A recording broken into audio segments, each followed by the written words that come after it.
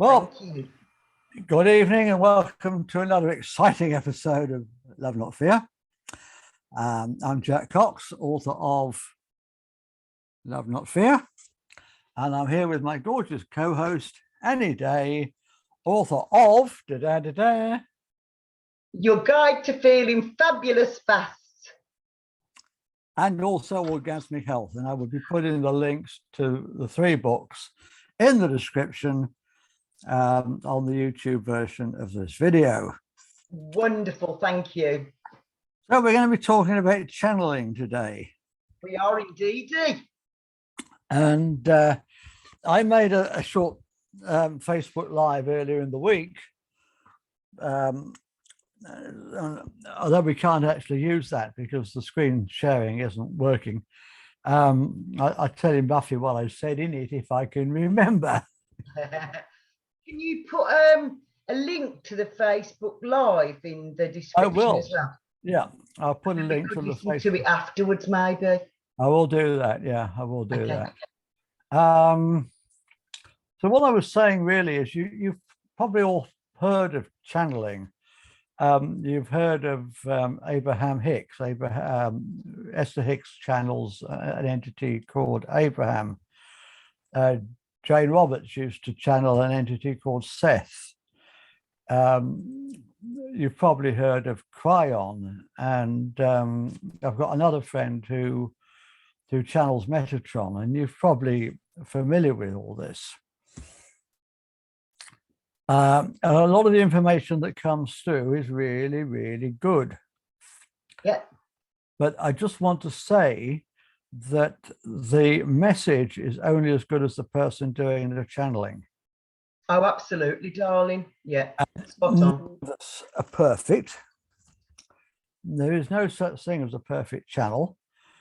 And the channel's preconceived ideas, prejudices, beliefs can enter into the channeled message.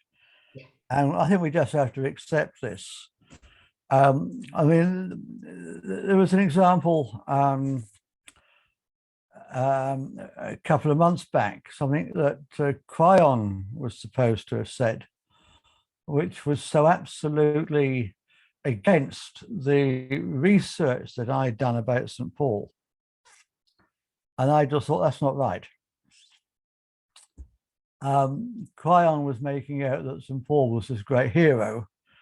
And I've done some research that suggests that he was the villain of the piece that infiltrated the Nazarenes, the early church of Jesus and James, and subverted it into the to become a puppet of the Roman Empire. Yeah, that's the version that I know as well. So that's one of the things that made me think.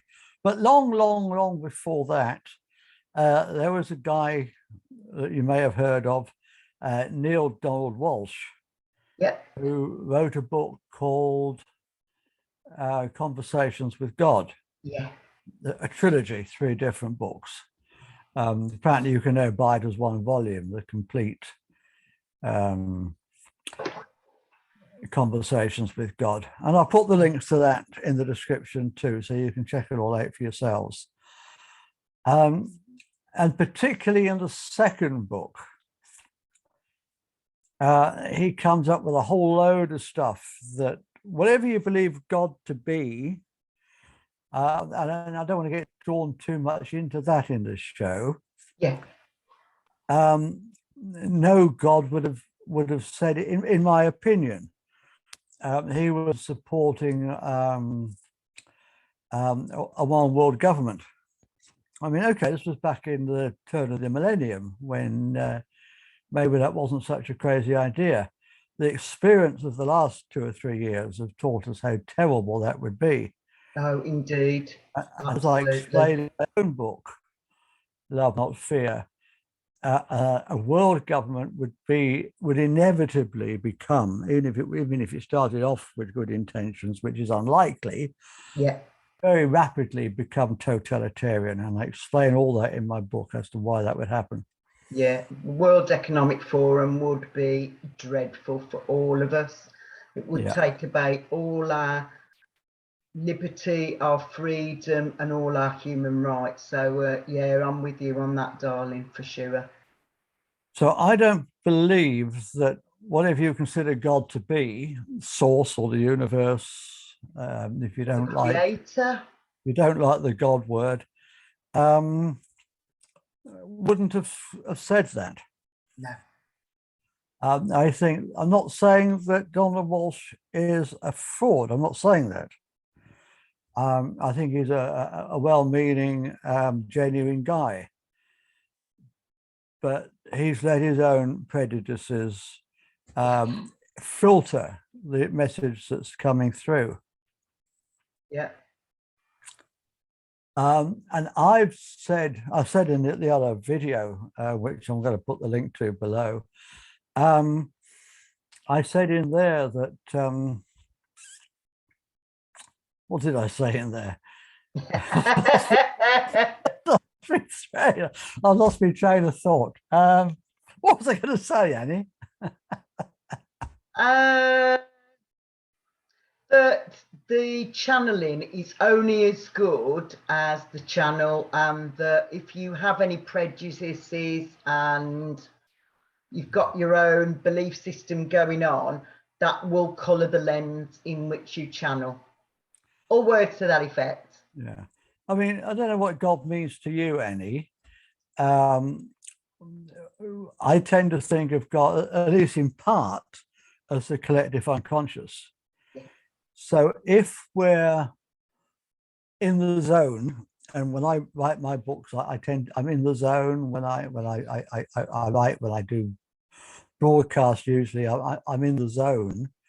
Yeah. I'm channeling my own subconscious, and I'm also channeling the collective unconscious, as Jung would have called it. Yeah. So in a sense, is that the same as channeling God? And is that what I thought so? And is that what Donald Walsh was doing? Was he channeling his own subconscious? Yeah. And beyond that, the greater unconscious? Yeah? Yeah. So anyway, if you remember the program that we did a couple of weeks ago about illusions by Richard Bach, Yeah. I think we can do something similar tonight, if you're up for that, Annie. Sounds good to me, darling. I can read a few quotes, we can discuss them, and just go from there, really. Yeah. I've made a few notes on what I think channeling is and isn't as well. And I've got several packs of guidance cards I thought we could have a look at as well. Brilliant, brilliant, brilliant. So yeah, go for it, Shug.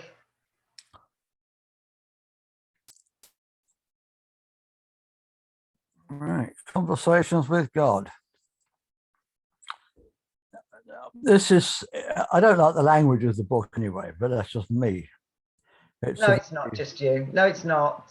It's a very sort of Christianized language, which It's not inclusive, is it? It tends to rub me up the wrong way a little bit. But anyway, putting that aside, a lot of the quotes are really, really good. Yeah. A lot of there's so much wisdom in this book. If you can just look beyond that. I tell you this: compassion never ends, love never stops, patience never runs out in God's world. Only in the world of man is goodness limited. In my world, don't forget this is supposed to be God talking, in my world, goodness is endless.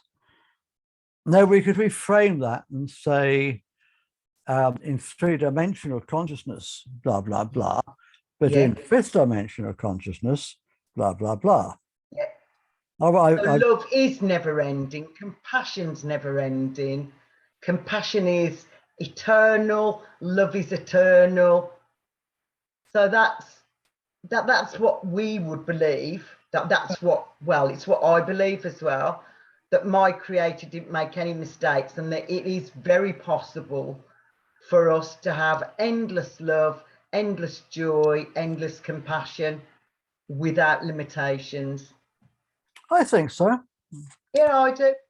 But it's certainly something to strive towards as we move towards fifth dimensional consciousness, as we move towards the age of Aquarius, or whatever you want to call it.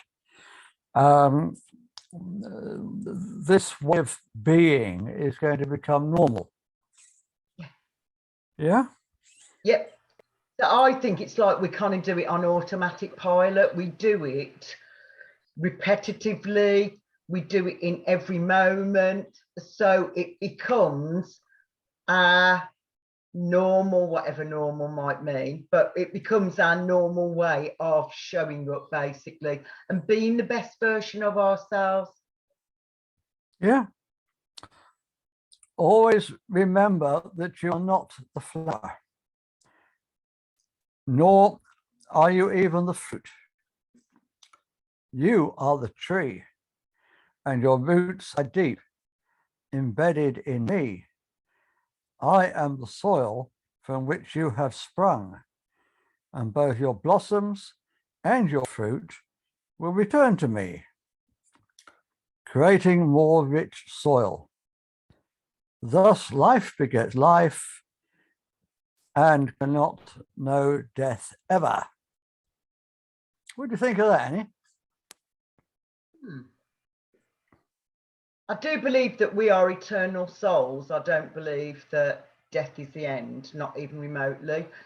I was very blessed that my grandparents taught me when I was only about 4, I guess, about reincarnation. And because they explained it in very vivid, pictorial way, they said, so this is the car that you decided to come into. So this is your vehicle, and everything that you do, this was their viewpoint of it. So you say to your creator, right, this lifetime, I want to learn about unconditional love. I want to learn about compassion. I want to learn about joy and pleasure. And then you get this lovely little car, this vehicle. And then when you've done everything that you decided you were going to do, then you go back to the astral plane and you say, right, so I've learned all I want to do about that. This time I want a new vehicle and I want to learn some other lessons. Yeah. And because they did explain it in that very pictorial way, I've always understood that we are eternal beings, and this vehicle will eventually need to go back to source. Yeah. But in the meantime, I'm learning all this very cool, lovely stuff about things that help my heart and my soul. And we're meeting so many gorgeous people along the way, aren't we? Oh, absolutely, darling, without doubt. It's absolutely, yeah, I love it. I mean, I never ever had any questions about reincarnation. I understood when I was 3. Really? Yeah. How blessed are we? And I tell the story of when I was sitting on the floor playing with my cars at the age of 3, little tiny cars. And Mother had some of her friends around, her posh friends, with their little fingers cocked over there. Oh, yes. Little cups yeah, baby. I can do a little. Oh, I could drive me nuts. And one of these women was talking down to me. And I didn't say anything, but I just remember thinking at 3, how dare you talk down to me? Don't you realize I'm a very old soul? Wow. Nobody could have told me that when I was 3. I just knew it. Yeah. What an acknowledgement now. That's wonderful. And maybe maybe you did channel it from your higher self, the creator, whatever you want to call it, that you had that message that you're worth more than that. We don't want to be talked down to. Exactly. I mean, when you've been born and died enough times, it's just like putting on a new suit. It's not a big deal. No, indeed.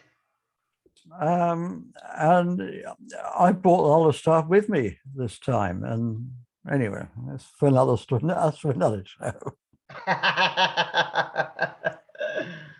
Bring peace to the earth by bringing peace to all those whose lives you touch. Be peace. Feel and express in every moment your divine connection to the all. Yeah. With every person, place, and thing. Embrace every circumstances. Own every fault. Share every joy. Contemplate every mystery. Yep. Walk in every man's shoes. Forgive every offense, including your own. And that's what we were talking about last week. Last week, yeah. That we're very good at forgiving everybody else, not quite so hot at doing it for ourselves. But this is so important that we unconditionally love, accept, and forgive ourselves, because we can't do it for somebody else till we can do it for the beautiful soul that we are, basically. Well, that's my viewpoint anyway. Yeah. Understand that there are no faults. People are doing the best we can. Yeah.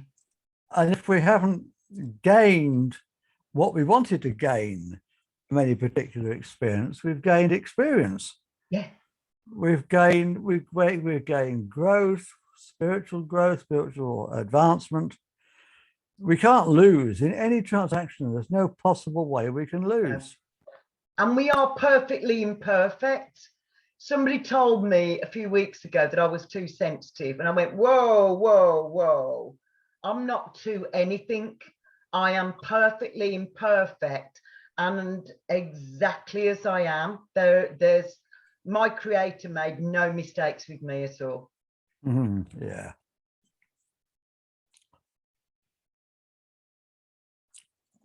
I have said over and over again that there is no right and there is no wrong in the universe. A thing is not intrinsically right or wrong. A thing simply is. Yeah, that's very Taoist. We talked about that last week, didn't we, or the week before? I can't remember now. But the Taoists say there is no good, there is no bad. It is all in divine and perfect order in every moment. And some days it's easier to believe that than other days, basically. Well, sometimes we fall back into the three-dimensional illusion that somebody has wronged us. Nobody ever wrongs us. They just teach us lessons. They just teach us. And give our souls opportunities for growth and development.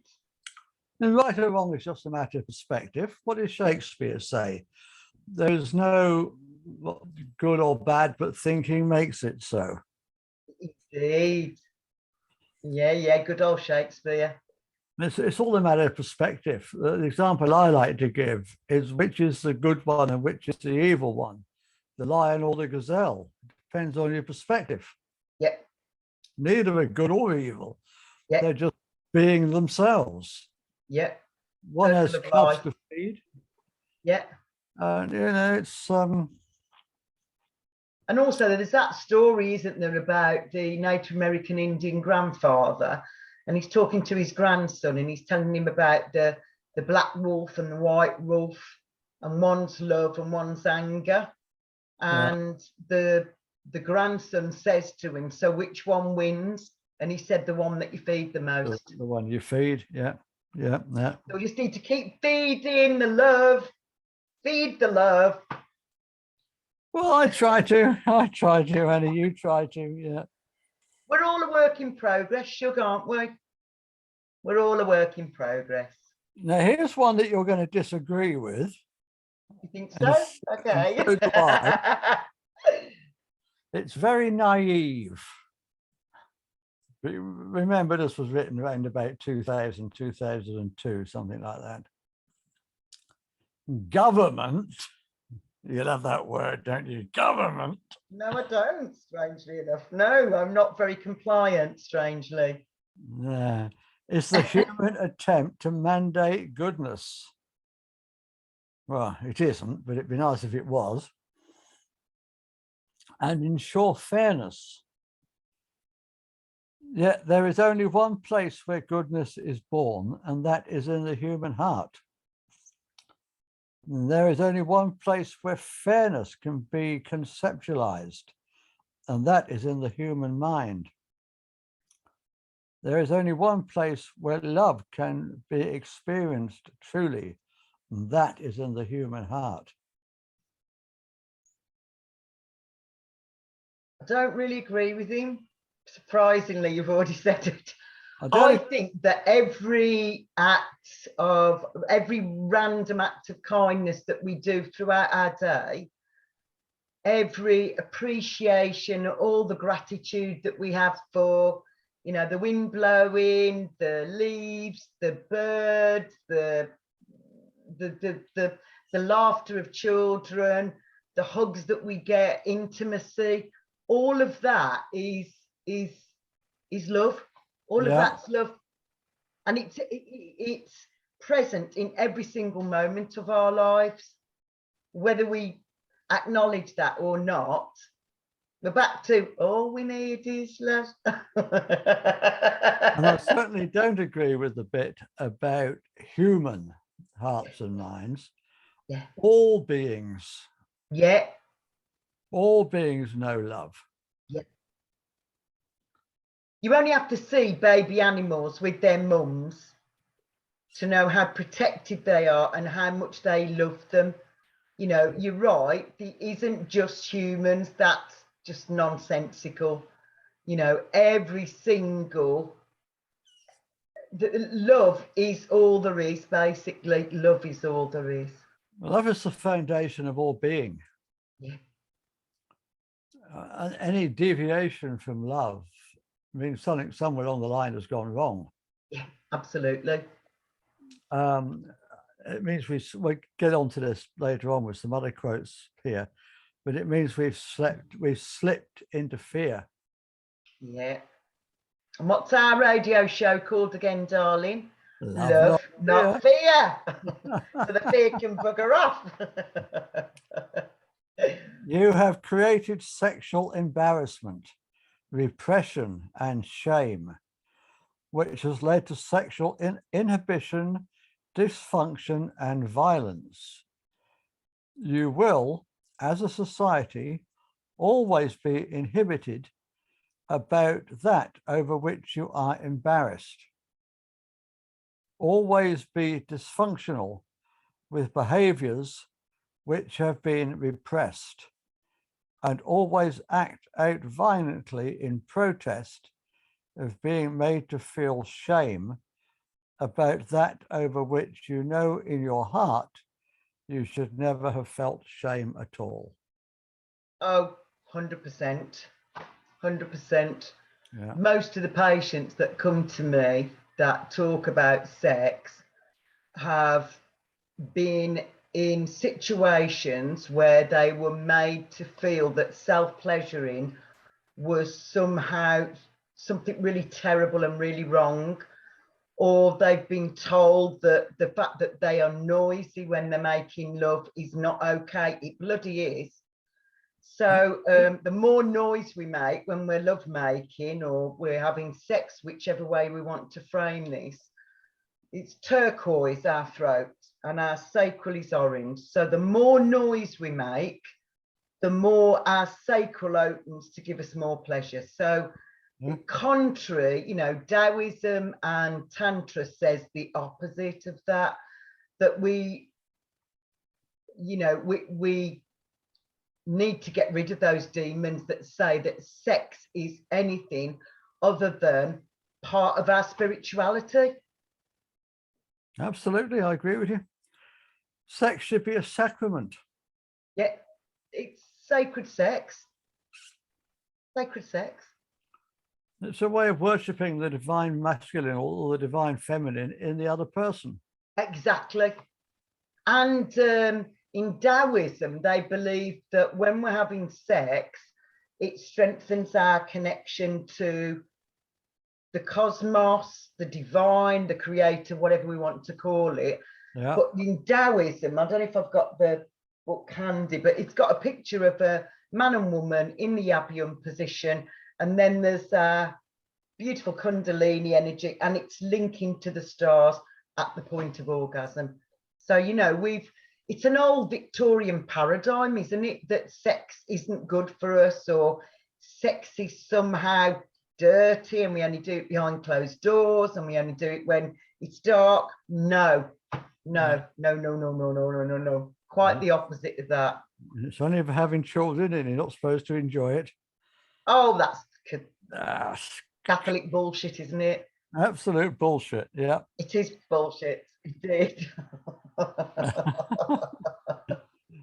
Why would our creator, or why would our highest self give us such a beautiful, healing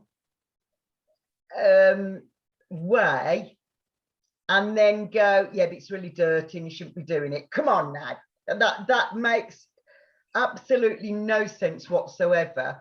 We need sex just like we need to drink water, we need to drink good quality food, and we need good quality sexual experiences. And if you're on your own, learn to self-pleasure, and then you'll be able to tell the other person what it is that you really like.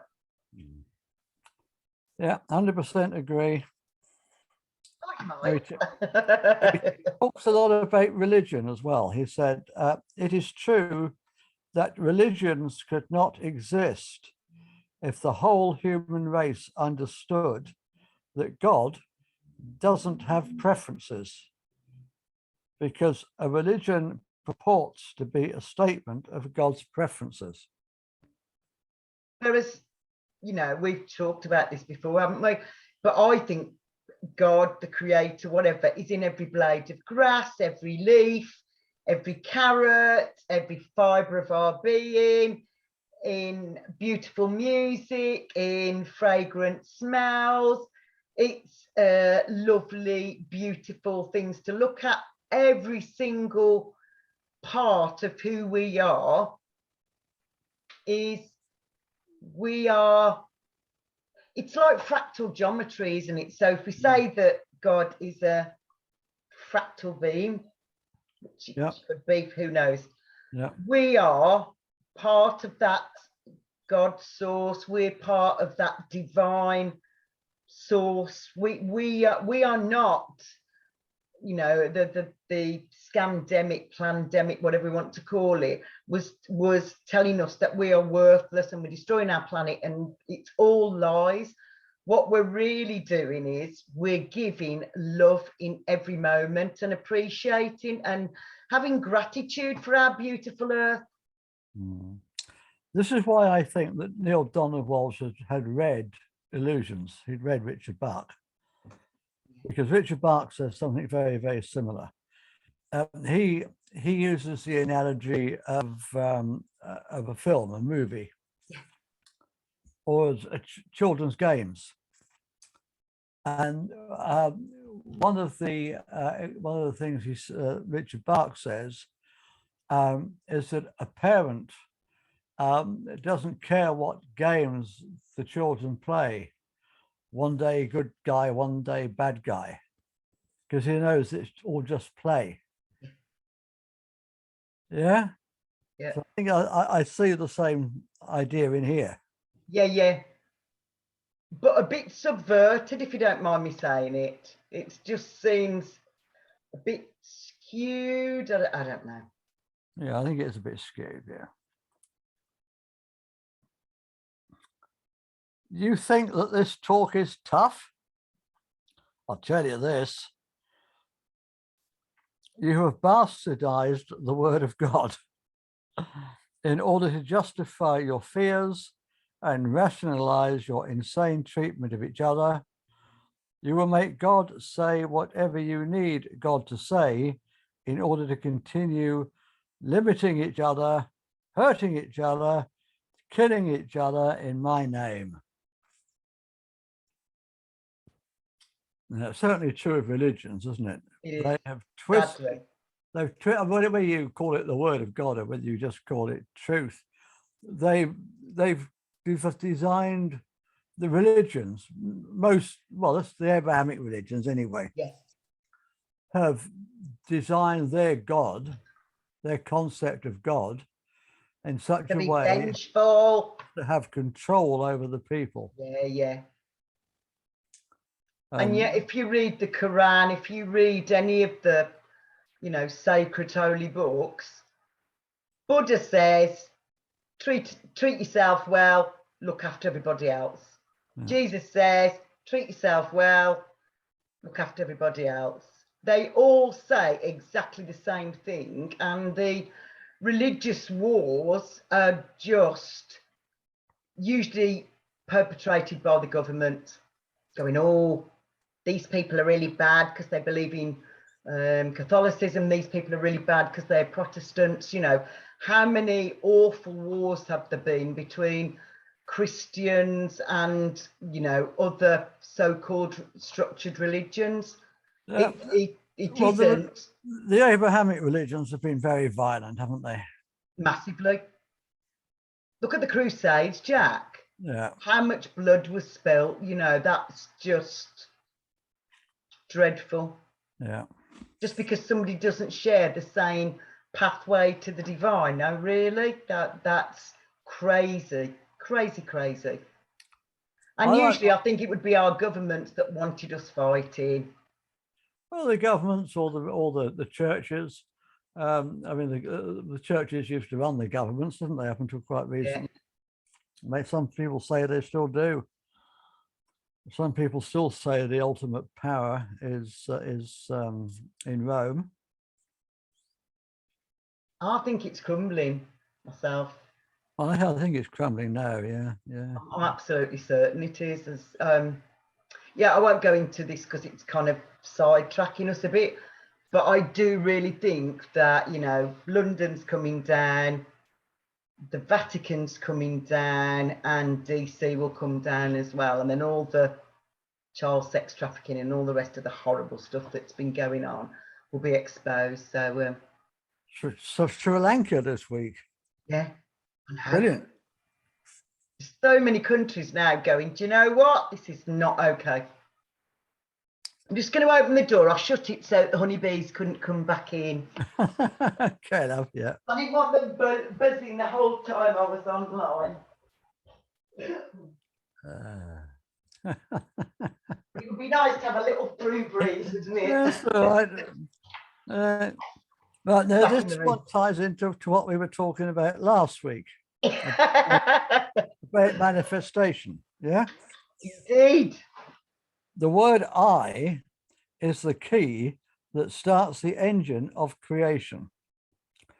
The words I am are extremely powerful. Indeed, they are. They are statements to the universe, commands. Now, whatever follows the words I tends to manifest in physical reality. Therefore, I plus want success produces you wanting success. I plus want money must produce you wanting money. It can produce no other thing because thoughts and words are creative. Actions are too.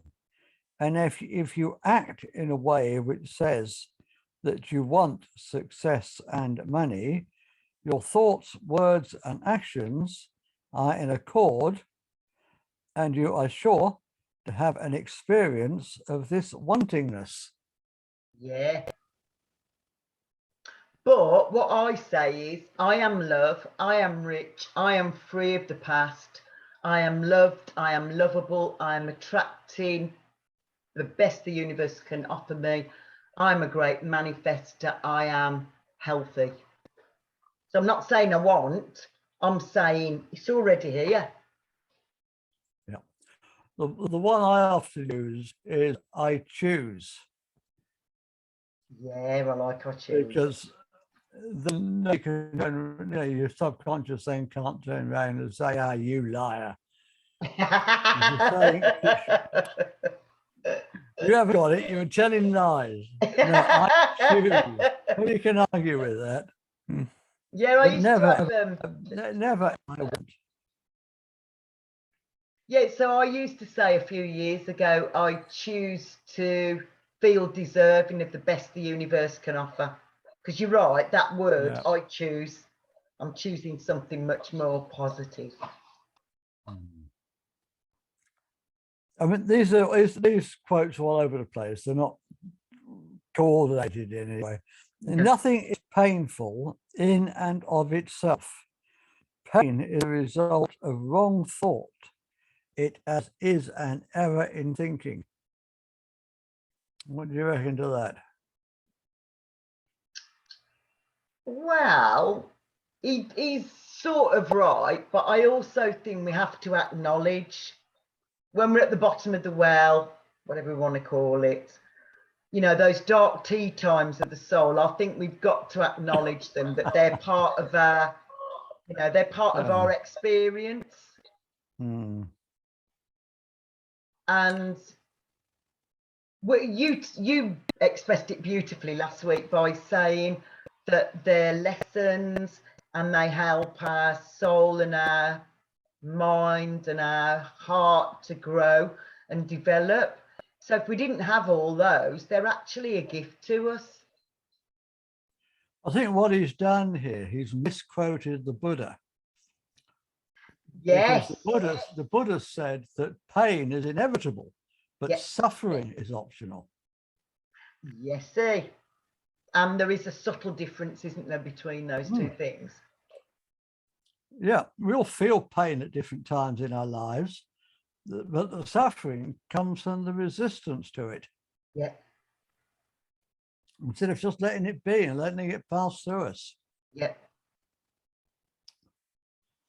Right, here's one about children and parents. And I think we can really talk about the educational system in this one as well.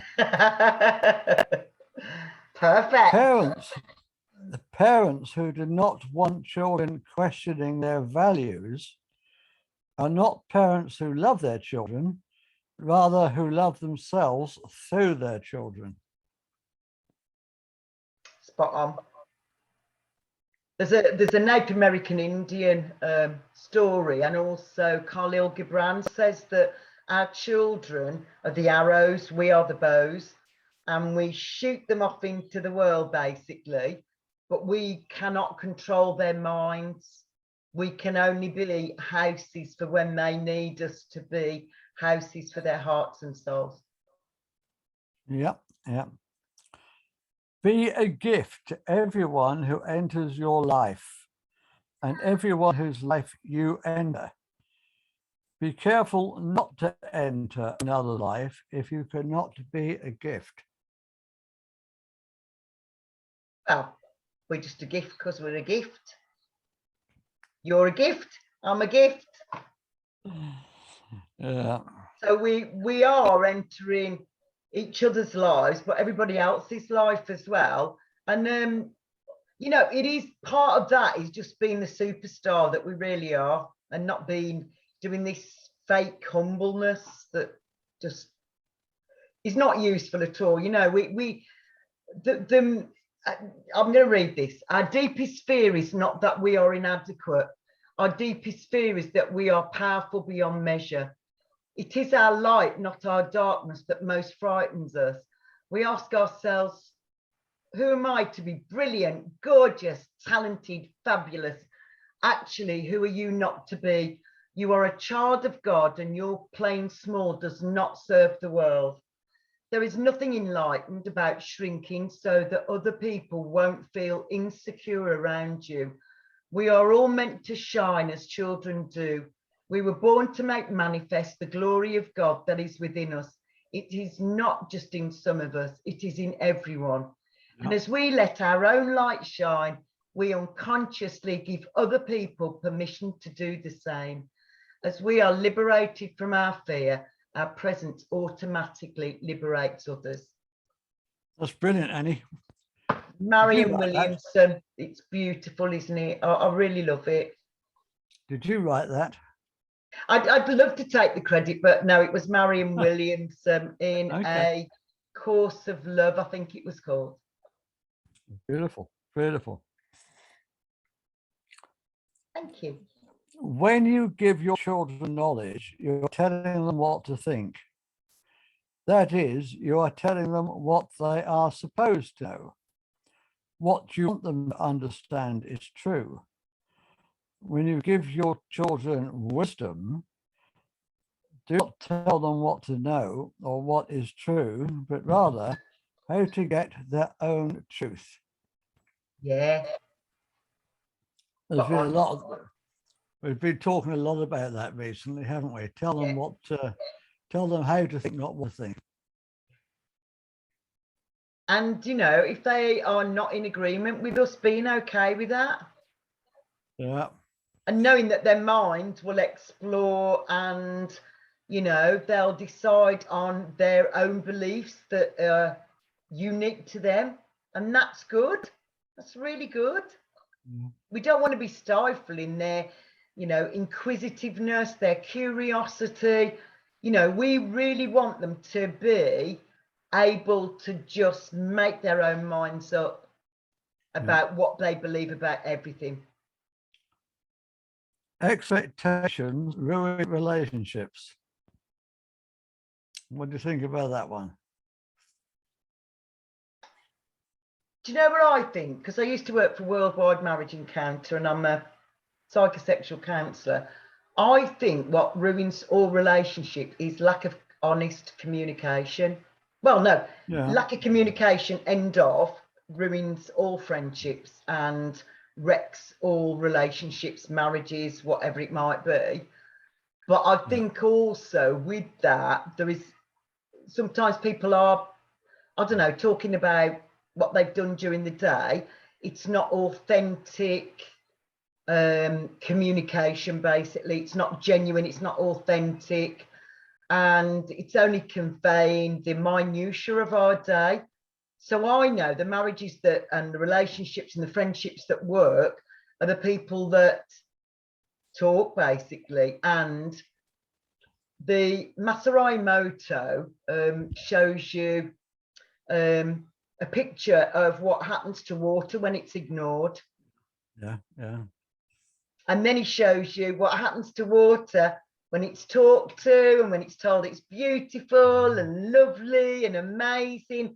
And they could not be further apart. So I honestly do believe that it's lack of communication, lack of honest, authentic communication, but also being ignored. That's, you know, our body's made out of 80% water. If we're ignored, then that crystal can't form as well as it would do. Now here's one that's right up our alley. What's the name of the show? What's the name of the show? Love Not Fear! Every single free choice you ever undertake arises out of one of the only two possible thoughts that there are: a thought of love or a thought of fear. Spot on. Spot on. Fear is the energy which contracts, closes down, draws in, runs, hides, hoards, harms. Love is the energy which expands, opens up, sends out, stays, reveals, shares, heals. Fear wraps our bodies in clothing. Love allows us to stand naked. Yes. Fear clings to and clutches all that we have.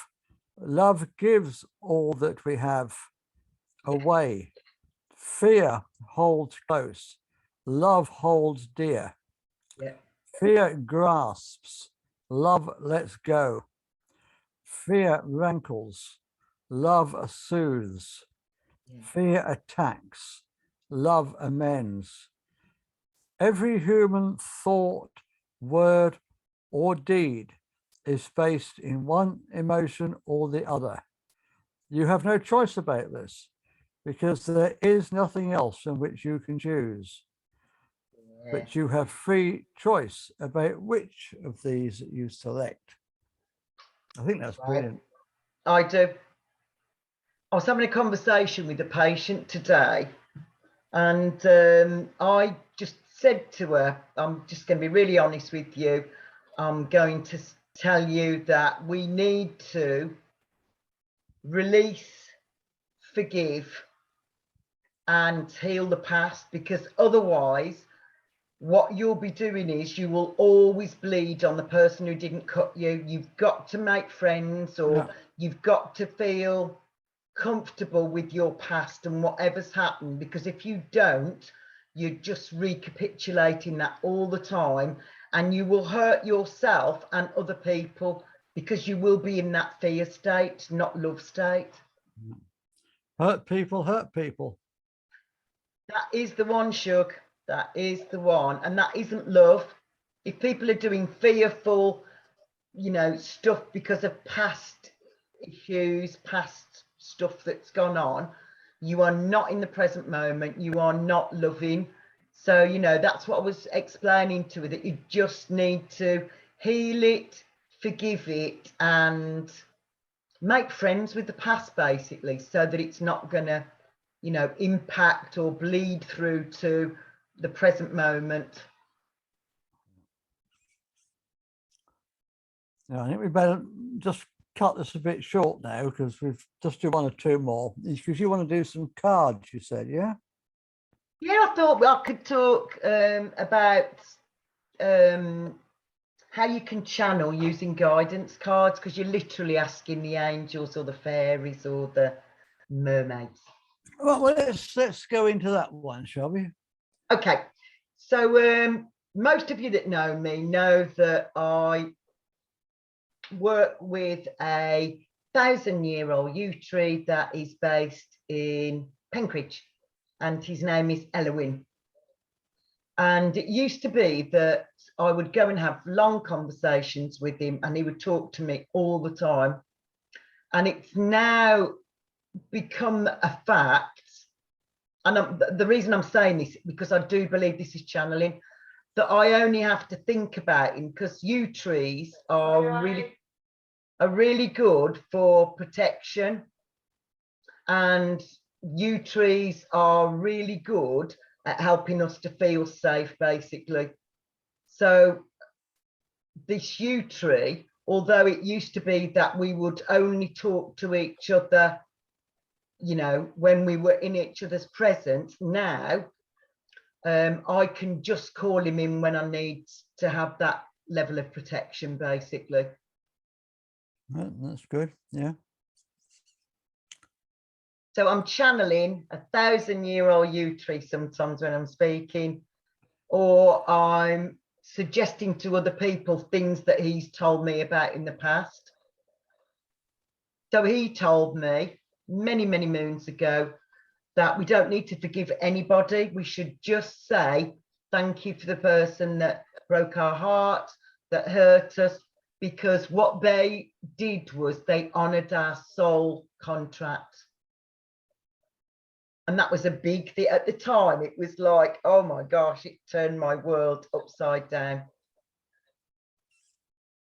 Who would you ask to teach you the hardest lessons? Yeah. Your closest, dearest friend in spirit. Yeah. Wouldn't you? Absolutely. Not your enemy. No. Not your enemy. Love the people that have taught you the hardest lessons. It was hard for them too. Yeah. And they could have chosen not to honor our soul contract, Jack. So that's what Elwyn told me, that you need to say thank you. Never mind, forget about forgiveness. There's no such need for forgiveness. we just need to say thank you for honouring my soul contract and making me the most magnificent person that I could possibly be, because all those horrible experiences all made us who we are today, didn't they? Absolutely, absolutely. I wouldn't miss any of it.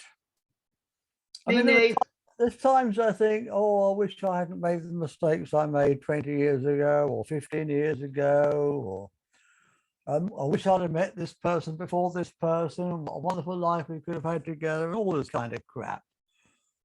But it don't work like that, does it? No. I wouldn't be who I was now if I hadn't had all those experiences. We needed all of those experiences to make us the best version of ourselves, basically. If I think back to who I was when I had loads and loads and loads of money and really, really gorgeous wife, drop dead gorgeous, really, she was. I don't like who I was then. I wasn't a very nice person. It's all the kicks and the bollocks I've had since that have made me a nice person. Indeed. And Indeed, darling. quite a few. Right, so we're running out of time. I'll just show you these because I think this is a good way of channeling. So I don't believe that we have to, you know, go into a trance or do whatever to channel things. But I do know that sometimes just using things like guidance cards, we can actually channel messages from the angels, for instance. And often I don't think that they are,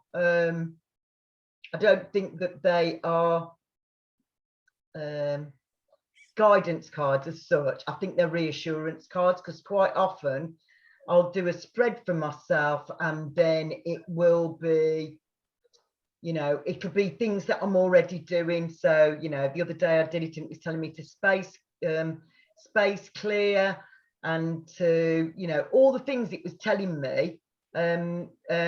Like I got indulging much needed self-care, which I'd done on Monday, but my cards were saying how important it was. So I do think that sometimes these cards aren't particularly guidance cards, they're reassurance cards.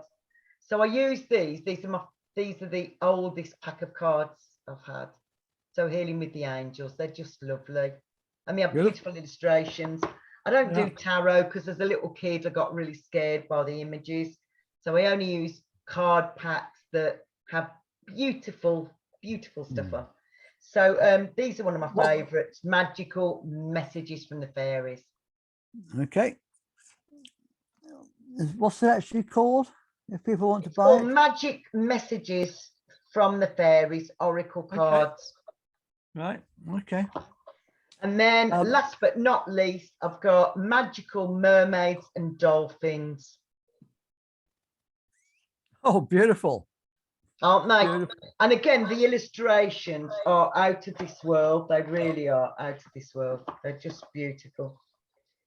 So this is one I've picked up. Yeah. Personally, I like tarot. I use tarot quite a lot. I like that.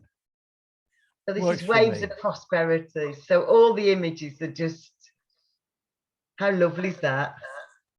Beautiful, beautiful. So yeah, you're being helped. Yeah, that's good. So yeah, I do think that we're able to channel probably much better than we think we are, because just by using guidance cards, so-called guidance cards. We can if we get our heads out of the way. Yeah. Yeah. The hardest thing with any kind of divination is to get your head out of the way and not get the results you want, but to get the results you need. No, for sure. And that just takes practice. Yeah, it does. And we are practicing all the time, Jack, aren't we?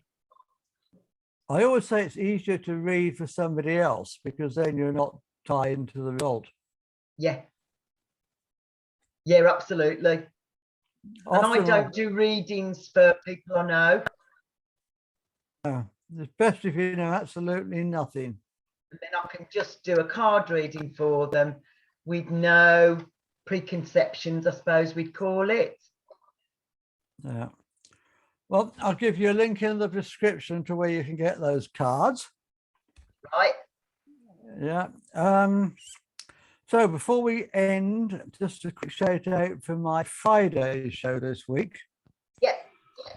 I'm You're doing going to Egyptians, aren't you? I'm going to be interviewing Gina Basker about her forthcoming pilgrimage to Egypt. Yeah. And you can book a place on it. Tickets are still available. So we're going to be talking about that on Friday. That's going to be really, really interesting. How exciting! She's got a slideshow to show us and some movie clips to show us from when she did her last trip to Egypt. Yeah, And we're going to be talking about that, and that's going to be really good fun. So do come along to that one. I'm very excited, and I told you before we started recording, didn't I, that I'd had to let 3 honeybees out. Yeah. And then I'd looked up the spiritual meaning of honeybees, and it was about being an Egyptian goddess. So it all ties in nicely, doesn't it? It ties in beautifully, yeah. And I got a lovely picture, a lovely video that I took earlier in the week, well, last week now, of a bumblebee on a flower. Oh, wow. How scrumptious. Yeah, I love it, love it, love it, love it, love it. Right, until next week, we'll be back again. Indeed. For another exciting episode of Love Not Fear next Monday. And my Friday I'm show. seeing you tomorrow. Seeing you tomorrow, aren't I? You are. I'm rather looking forward to that. That's going to be great fun. I'm going to zap you with all sorts of luscious, lovely energies. You'll love it. And then I can report back and tell you what Annie's treatments are like. I guarantee that you will say, oh, I'm heaven sent bliss. I bet. I bet. That's what I need. It is what you need, exactly. As well as love, we need to do all you need is love. Da, da, da, da, da. Again. Thank you so much, Joe. I really do believe that. No, me too, darling. Me too. All we need is love. The whole purpose of this, my book and this series, is to get us coming from love instead of fear. Indeed. And it works both ways, because if we want others to come at us with love and not fear, then we mustn't cause them to be scared of anything. Yeah. Just look after each other, take care of each other, just love each other. It's not difficult. But we've had 4,000 or 5,000 years of programming to tell us that we got to compete for everything, and it's all dog eat dog, and that's crap. But that's not what we believe, is it? In our hearts and our souls, we know that's not true. And in the new age that's coming, the 5th dimension of consciousness, that won't be true. People who think that way won't be able to move into the new earth. No. They've just got to keep envisaging a beautiful earth and a beautiful future, which leads on to your Friday program. Talking to you, Annie. Love you as well, Shug. And I love being your co-host. Namaste. Have a lovely evening. Namaste. See you soon. Bye. Bye. Bye.